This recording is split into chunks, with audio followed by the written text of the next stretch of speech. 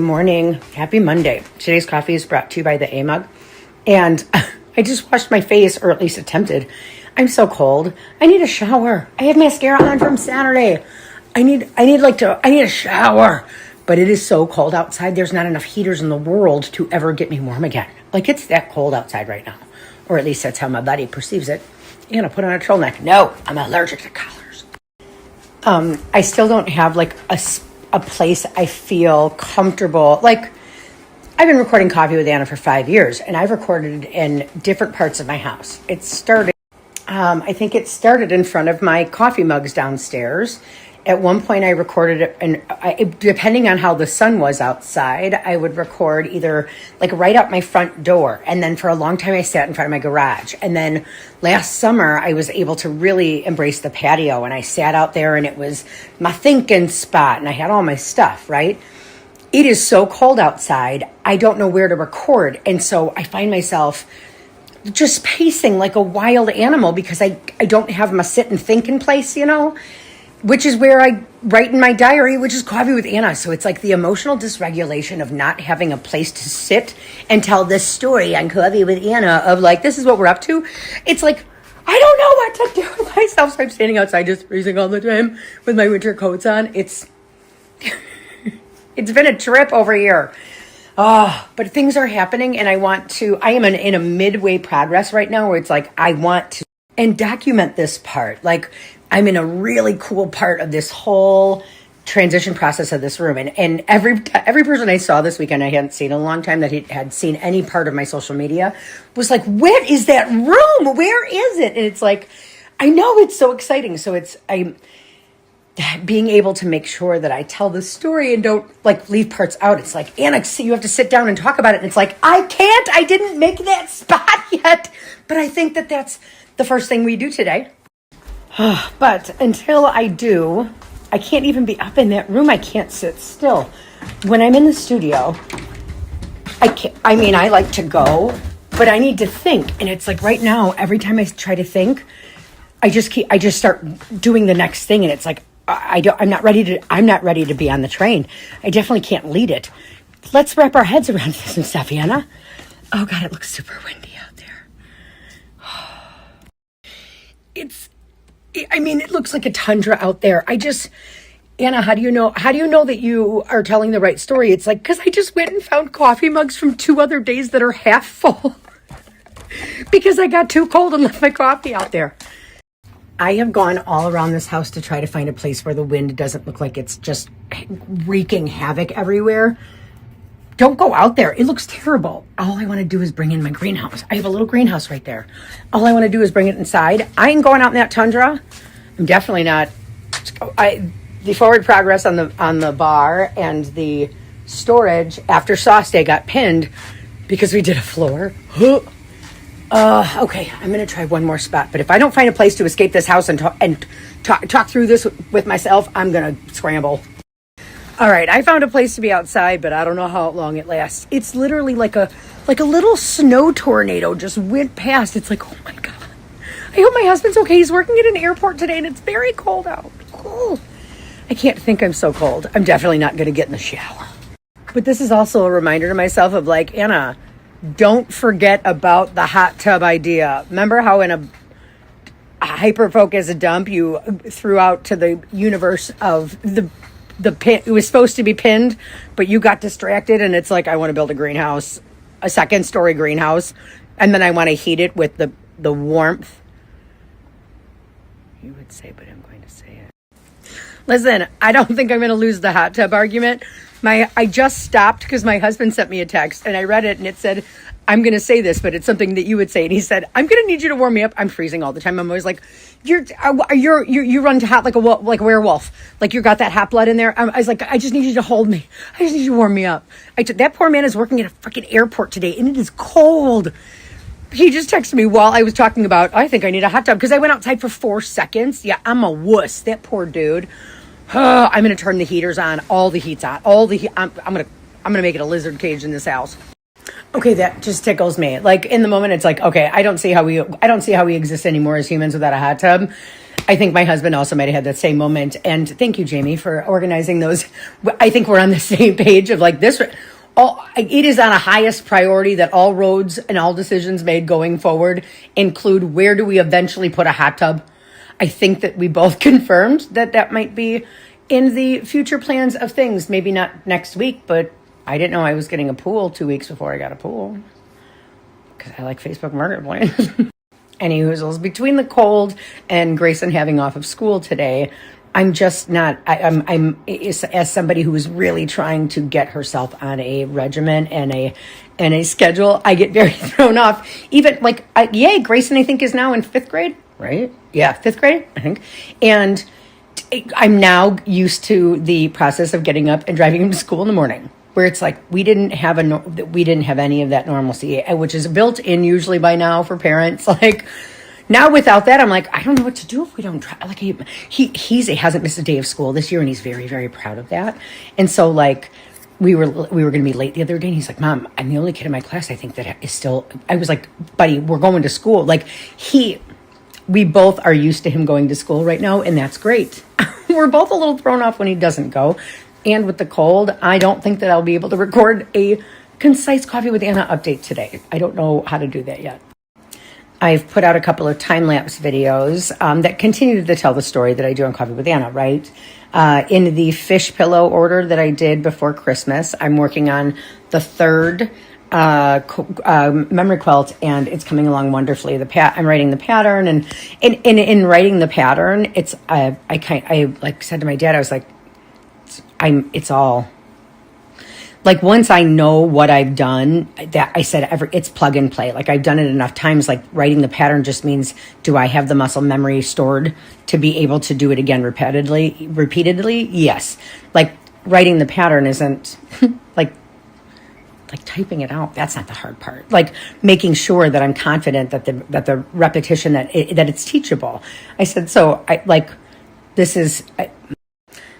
Writing patterns, right? I'm in the information collecting phase of things, where this is now the 3rd quilt that I've done with the pattern that I wrote, or the technique that I wrote on how to put, like it's a difference when there's just like t-shirts and then there's jerseys, right? But then when you have mixed textiles, that is stretchy and non-stretchy, and being able to put them together in the same block, like being able to teach somebody how to have the confidence to do that, and also. Like, it's like measure twice, cut once. It's like you have to learning the flexibility of being able to, you kind of work from the inside out or the outside in when it comes to doing multi-gifts for out of one stock of inventory. I don't know how to explain that to somebody else yet. There's this specific realm of things is when you have a memory gift. Like when my mom passed, my brother had pillows made for each of us, and it was one garment made one pillow, or it was the same fabric on the front or the back, and they preserved some different details of a shirt or things like that. This style, right, of what I'm doing is that was a jacket. Those are the fronts of shirts, that one and that one up there. But that is t-shirt material. That's a suit jacket. I'm backwards. That is a suit jacket. That is a flannel. That is a appliqué fish pattern that I wrote that is made up of all different textiles. This is from his suit jacket. This is from a Packer jersey. This was a t-shirt. This was one of his coats. This was one of his flannels. This is like a dress shirt that he had. This was the back of one of his flannels. This is another one of his flannels. This is just the accent fabric that we picked to go with it. This is a vintage Packer t-shirt. I preserved all of the pockets that I could in every shirt that is on all of these gifts. If it had a pocket, I tried to save it. So all the buttons are preserved. My aunt had embroidered this at some point, and this was on one of his jackets. And the cornerstones is made out of his old jersey, and this is t-shirt. These are all the different fabrics. He had this robe that I, as a kid, remember, that it was like a lounge jacket, like a loungy. Oh, like this is one of the funnest things I've been able to work on because it's just so sweet. there was a tissue or like a handkerchief in his suit pocket. Like, it's heartwarming to be able to do this, and especially because it was my mom's brother. Like, I mean, could you give me any more feels? The whole back of it right now is the gingham, and I don't know exactly how I end up putting it all together. Once I have these strips complete, I'm going to do the gingham at the bottom, at the top here to offset my seams, and then it'll have vertical sashing in between, which will probably be the gingham to tie it all together. And then I gotta border the whole thing, and then I gotta bind the whole thing. But this quilt at this size could have cost me close to $300 just having it long armed. Like, it's an expensive thing to have, just to have to construct it. Like, in the past, I would have gone and made the front panels and put that all together and then brought that to the long armor with the batting and the backing. And that would cost me anywhere from like 2 cents to 3 cents a square inch. Like, it was so expensive I wasn't able to do these kind of gifts because it was so expensive. I felt terrible having to charge somebody. Like, half that price was just to have somebody construct it. It's like, okay, how do I work around that? Build something that somebody can have the confidence to make something that's going to last forever in the way that preserves people's memories, because it's just really sweet, and I enjoy very much doing it. Anyway, okay, I think that's probably the biggest thought that I can get out today. My goal is to finish this today, and we'll see if I ever get uncold. But after this, I have a fourth one to do, and then I have some quilt. I have 2, possibly 3 meetings this week about taking on quilt orders, which is great. It's going to help me fill my time while I recover from surgery. So try to wrap my head around that. And I'm still on the hunt for fabric for costuming. So I'm grateful to have projects to go forward. My creativity is inspired. And yesterday, Shane and I were able to prove the concept of, okay, if I have a quilt on a wall, can I also paint in the same room? Yep. We made a whole Halloween. We started a whole little Halloween village because of my new favorite birthday gift this year we ended up at Michael's on his birthday, and they had Halloween stuff at 80% off. So we went ham and we painted little things yesterday. a little Halloween village. There's a craft store. Being able to sit and paint and just spend the evening being creative while watching the bears. They did a good job. I hope that their mothers are proud of them, and we'll get them next. But being able to sit and watch the game, but comfortably be able to be creative in this space without the worry or concern of paint and things crossing over. It's like, it's working. Yep. We just proved the concept. I can have a class of painting for at least 5 up here comfortably. And that's still with a panel. That's still with a quilt on the wall. What world is this?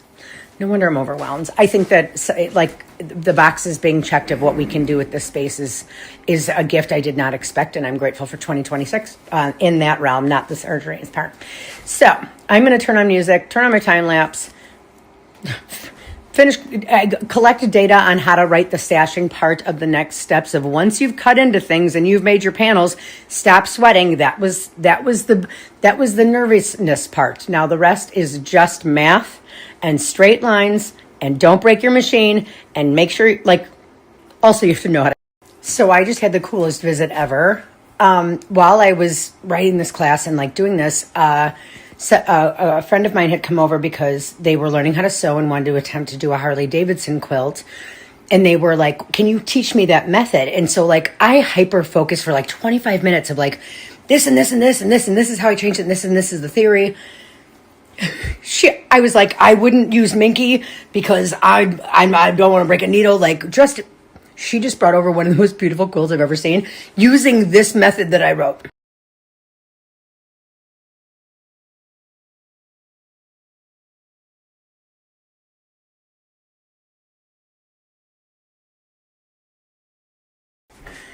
I could walk you through the things that I've done on Coffee with Anna, but it's I wrote a class. It's okay, now I just have to write that in words down. I was able to tell her and walk her through it and support her I tested the theory. She made one of the most beautiful quilts I ever met, and she did it with a fabric that I was like, yeah, that would take. I could do it. I don't have the patience to do that, and she crushed it. She put Minky on the back, and it's all Harley Davidson quilts, or all Harley Davidson shirts. I'm so proud of her, but also, hey, ChatGPT, we proved the concept, and now we got to get on to writing that pattern. Like, guess what I'm doing while I have surgery? Writing a bunch of patterns. Okay. Oh my God, I'm so excited. I was not expecting for her to come over today, where I had this one on the wall and I showed her that, and it's like, it's like, what do you do if they're not all Packers, or if they're all work shirts, or if they're not all Harley Davidsons? It's like that Harley Davidson one. I haven't done Harley before, but I've done Crown Royal, and I've done a lot of sports teams. For her to be able to do that with a fabric that it's like, you, as long as you have an okay machine and you know how to do it. Man, you did it! You did it! Like, I did not do that for her. But she's like, I wouldn't want to do that unless with the other quilts. And I'm like, no, now that's the now I have to figure out how to write that down.